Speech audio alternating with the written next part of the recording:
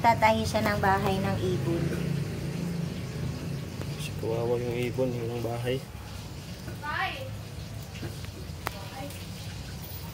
Inampon ko.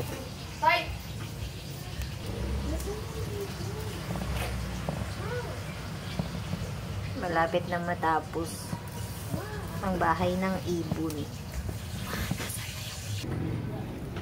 Ayan. Pakita mo.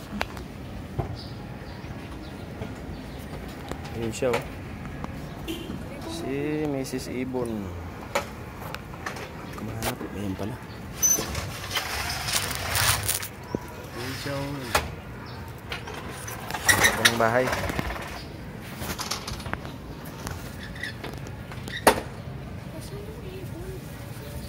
Ayun. Ito siya ilagay.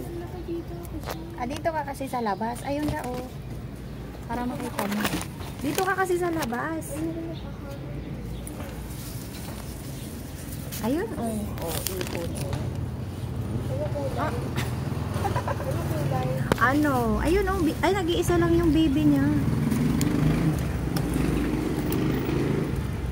Tuk mo yan, tuk mo. Nag-iisa lang ang baby niya. Tayo. Nag-iisa lang? Oh, nag-iisa lang ang baby niya. Ay, dalawa! Dalawa. Yan ka na. Yan ka. Unahin mo yung anak niya. Dalawa. Ano siya? Nahulog siya dyan, eh.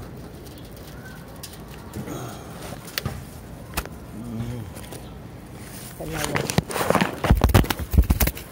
Yan, oh. Bibi mo. Bibi mo yan. Dito ka na. Lang. Para ba natin iharap yan? Diyan, kasi diyan sa dumadaan. Maghanap ng food. Lang, lagyan ko muna ng takip. Dito, okay na to dito. Baka malaglag. Diyan ka na. Lang. Tingnan ko muna to.